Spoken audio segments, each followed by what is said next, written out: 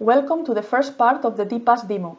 I will be showing you how to train, deploy and share your own model. We need to first enter in the Deep training dashboard, and for doing so, we are going to log in with the Deep IAM. We click here, we introduce our credentials, and we can sign in. Now from here, we can either go directly to the Deep development environment, that is what we are going to do in this demo, by clicking on this shortcut, Create Environment, or maybe another user may want to explore the full marketplace, check which are the modules that we have available in Deep, and once you have found a module that suits you, you can train this module with your own data just by clicking on one of these buttons.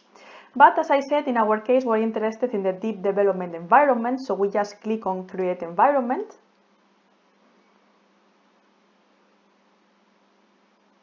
And we are redirected to this page. Here we can change the different options for our deployment and also the different parameters. So we are going to choose the default template. For the hardware, we are going to choose GPU. Actually, we are interested in having a powerful GPU so we can train quickly. For the flavor of our Docker, we are going to be using TensorFlow 114 GPU because our module runs in TensorFlow 114, and then in run we just leave the Jupyter Lab because we are interested in having our Jupyter Lab environment. Then I'm not going to go into the full detail of all of these options, but just some of them, like you can choose from here the memory, the RAM memory of your deployment, the number of CPUs, number of GPUs, then some other information related with the kind of cloud storage that you are going to use. You have here all the information needed in case you want to use Nextcloud. In our case, we're interested in using OneData for this example, so I'm going to introduce everything that is related with OneData. Here I introduce the OneClient token. The OneClient provider is already set by default, so I don't touch it. Also here I have to indicate which is the local mount point for OneData. And finally, I have to indicate a password for the Jupyter Lab, and also how is the name of the space in OneData. That in my case is going to be pneumonia and is going to be attached to this mount volume of OneData that I indicated before. And finally, I'm going to indicate which is the command that I want to run by default when my deployment is complete. Okay, now we go to the scheduling. We can either configure it to be automatic so that you are going to be redirected to a site that is free and has the resources that we have asked for. But in this case, I'm going to choose the manual one because, as I said before, I want to use a very powerful GPU. I know that at the IFCA site, I have one of these GPUs, so I'm interested in forcing my deployment to run here. So I click here. I come back to configuration just to check that everything is filled, that I'm not forgetting anything, and I click on submit. Now I come into this dashboard very nicely with a lot of information here. I have the ID of my deployment. Then I can see that it is right now in creation in progress. There are some other information that will be filled when the deployment is finished. And then I have some buttons. Let's take a look at the buttons that we have here.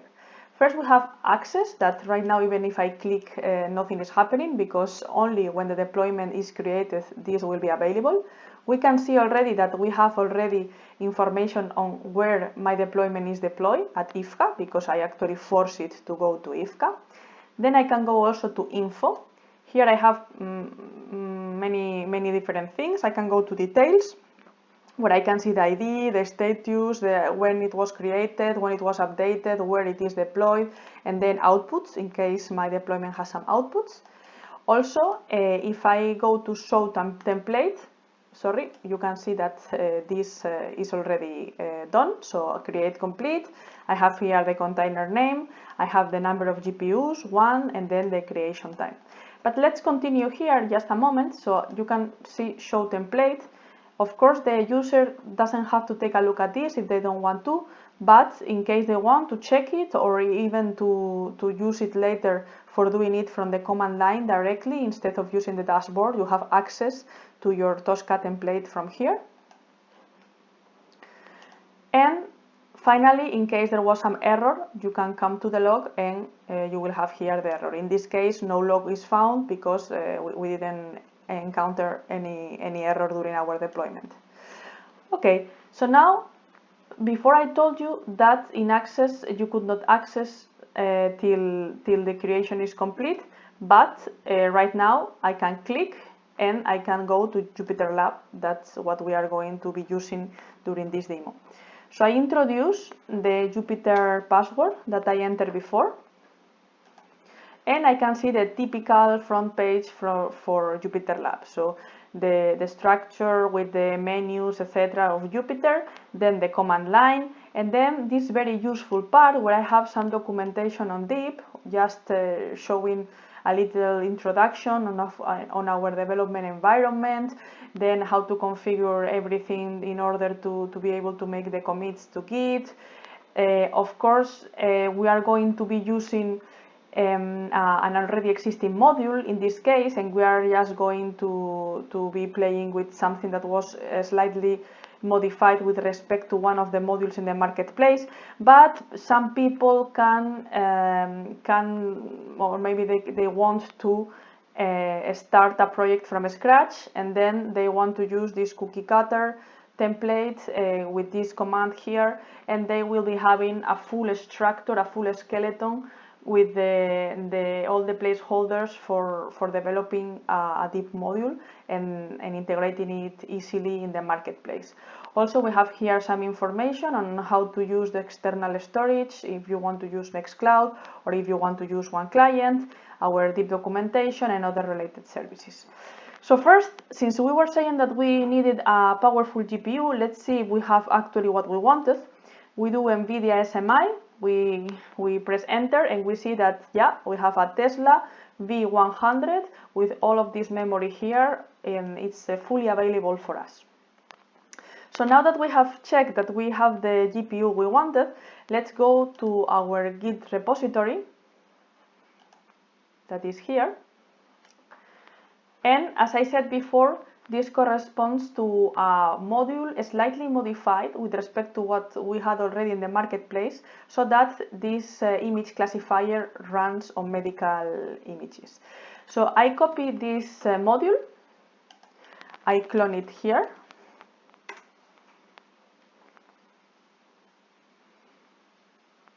okay, and now we enter into the folder I just downloaded, and I'm going to compile my module. It will take only some seconds, but in the meanwhile, let's go to OneData to show you where is my training data and other files that I'm going to need. So as I said before, during the configuration of the environment, my space is called Pneumonia, and then I have 3 different folders: data, dataset files, and models. We go to data, and there I have all the images in DICOM format that are going to be used for the training and the validation. So some of them for the training, some of them for the validation, they are all put together here. Then if I go to dataset files, I have the 3 files that I'm going to need in order to perform my training. So the first one is called classes. If I open it, I have the 2 labels for my images.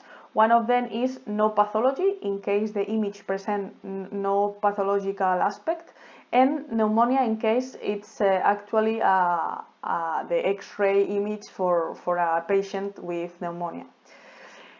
And then in train, if I open it, I can see the relative path in OneData to my DICOM image, and then a number that corresponds to the label, 1 for pneumonia and 0 for non-pathological. So if I go down, I can see that there are some 1s and some 0s. And the same thing for the validation with different data, of course. And then I open it and I can see again the relative path and whether it is pathological or not. And finally, I have a folder that right now is empty, that is called models, and when I will start my training here, a folder will appear with a time stamp indicating when I have started the training, and then the final model will be stored inside of this folder. Okay, now let's go again here to our command line. Let's check also that our OneData is available from inside of our development environment. So I click here on Mount OneData Pneumonia. Yeah, and I have here the 3 folders I have just showed you: data, dataset files, and models. And there is only one thing missing before launching our training. So we come here to notebooks, and I have prepared a notebook allowing us to explore our data.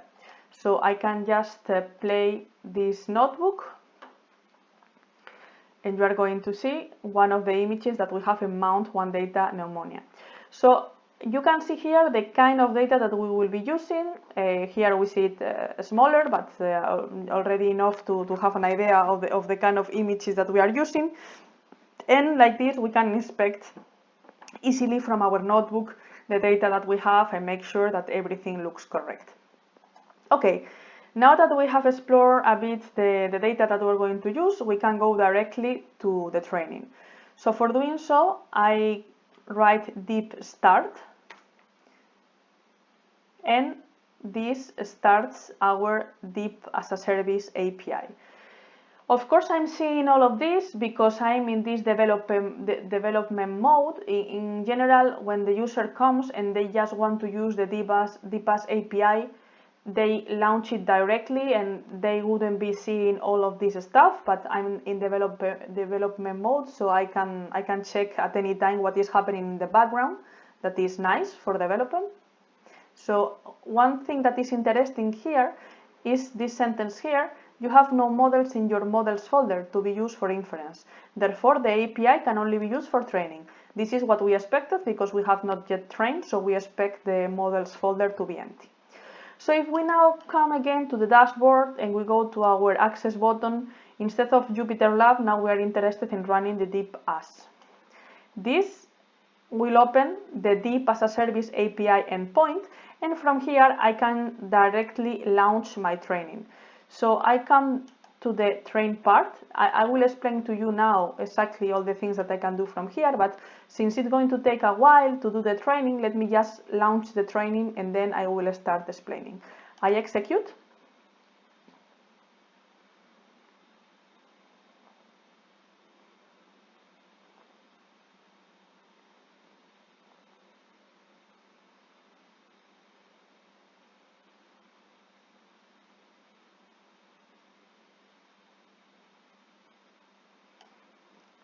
And I can see all the parameters for my training, also the ID related with my training, and finally, which is the status that right now is running. So now that we have started the training, let's go here to see that everything has started smoothly, it's started to run. Let's now go here and check the different aspects of this API. For instance, the first thing we can do is to go here to models, try it out and check which are the models that are loaded right now. Now we only have one, that is the image class. You can see here with some information on the model. If we had two, we will be seeing the information for the two models. Then we can check the metadata. We execute here and we can see again image class and then the information about the class, the author mail, license, etc. Then the training part, that is the one that we have executed just a couple of minutes ago. And here we can change several things. We can change the base directory, the image directory, the model that we are going to use. So we have already used MobileNet, that is the default one, but we can actually choose among many different architectures. The number of classes, well, many themes related with the learning rate, the batch size, number of epochs. We will be running 5 epochs. When we want to save the checkpoints, and then things related with the regularization. In case we have an unbalanced data set, so we can use class weights, that is actually set to true in this case. Use of validation, we saw already that we were going to use some validation set, so it's set to true. Also, the early stopping is set to true, which means that even if we said that we are going to run for 5 epochs, if before finishing those 5 epochs our model starts to have some overfitting, which means that it's not generalizing well when comparing the training dataset accuracy and the accuracy over the validation dataset, then the training will be automatically stopped, and well, we will be taking the values for our weights from the moment right before it started the overfitting. Then we can choose also if we want to use TensorBoard. We have indicated that yes, we want to use it, so we will be checking later how it looks like, our training monitor, and some other things like data augmentation and well, some details specific to the training part. Then I can get the list of all the trainings running right now and even get the status of my training. Let's see how it's going. So if I introduce here the ID from my training, I execute, and it tells me that it's still running and all this information here. And then once it will be done, I can do some prediction, etc. Okay.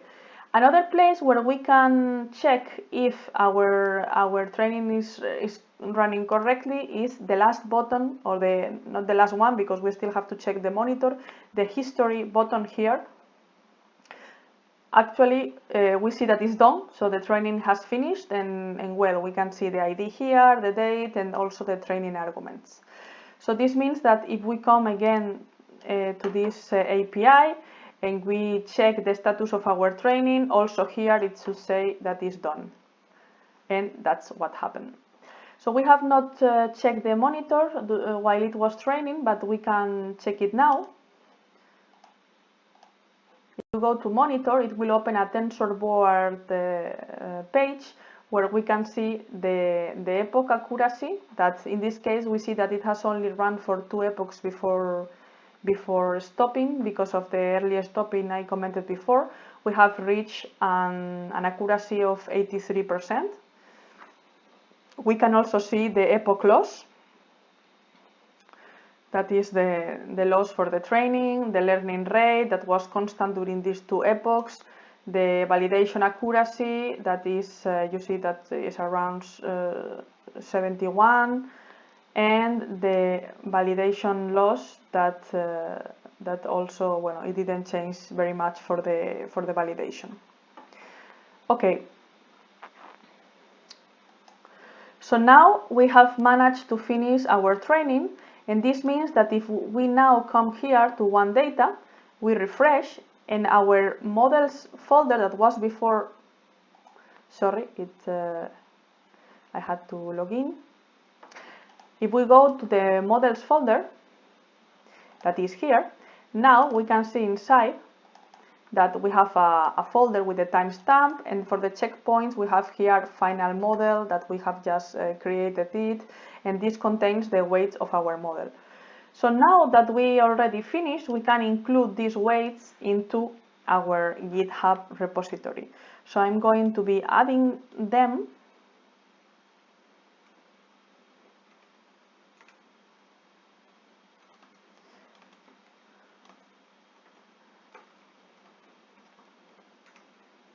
I have to configure this. Well, I'm going to do it quickly like this, just for the example, and then I'm going to commit git push origin master.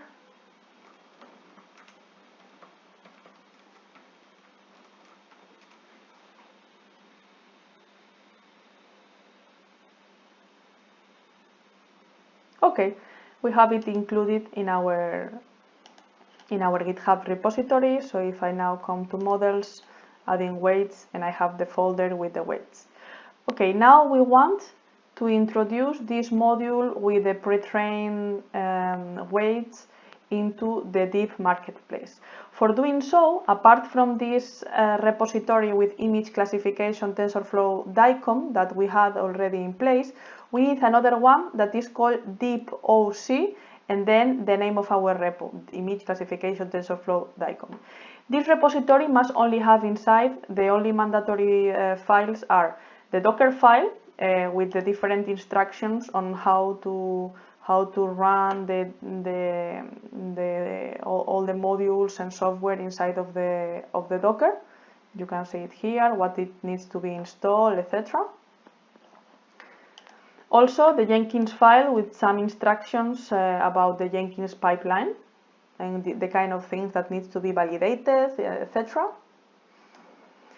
And finally, apart from the README, of course, if you want to include it, the metadata, which all the metadata of the module, and this is what will be used in the marketplace and show to the user.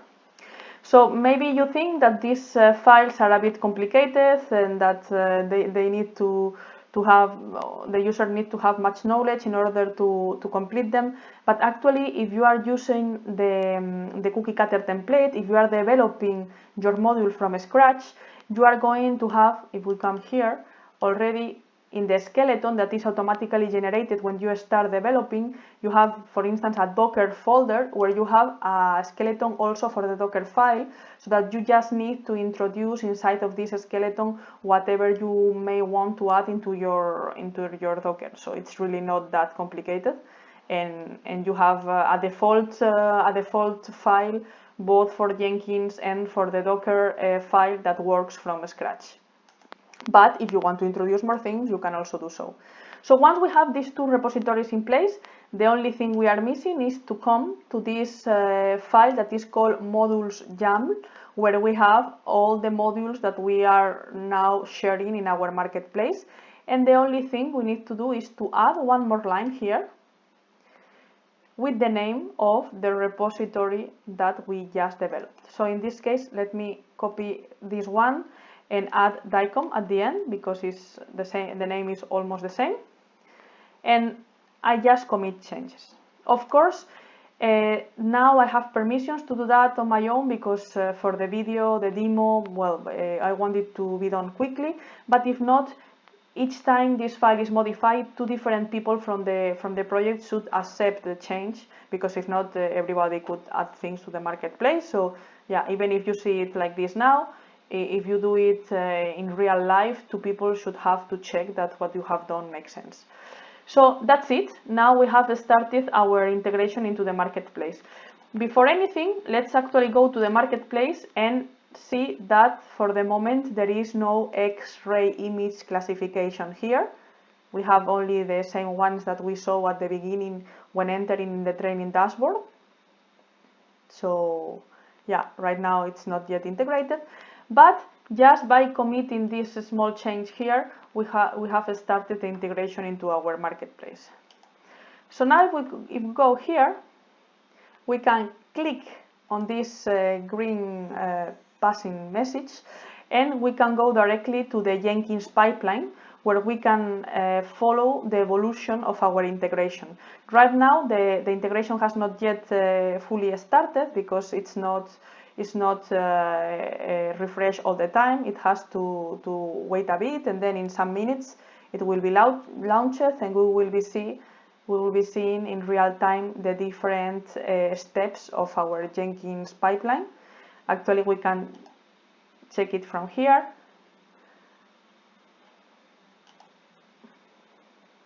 When it will start, you see here the state, what is happening, adding weights right now. That is our last commit. So the code is already fetched. Now it's performing a style analysis, then a security scanner. It will build the Docker image, and then finally it will be integrated in the marketplace. Now we will need some minutes in order to have it done. So let's just wait.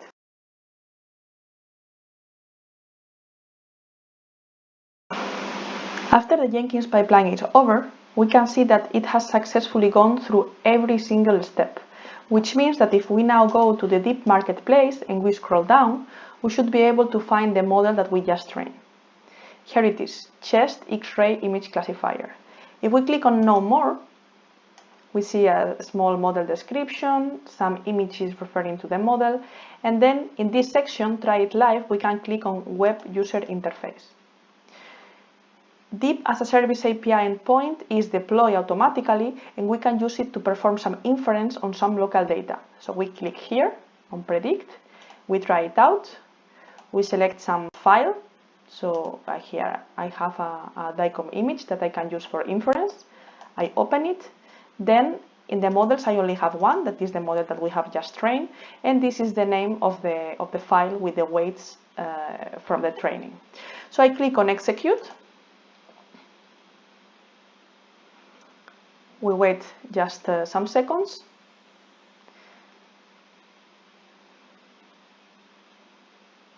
And we can see our results. So we see that we have two labels, pneumonia or not pathological, and then the probabilities, which means that we have a 55% probabilities of this image to be pathological. And that was our demo. We have taken a module from the DEEP marketplace and adapted it to perform a new task. Then we have used this new module to train on a new dataset, and we have integrated the trained model into the DEEP marketplace so that anybody can use it to make some prediction.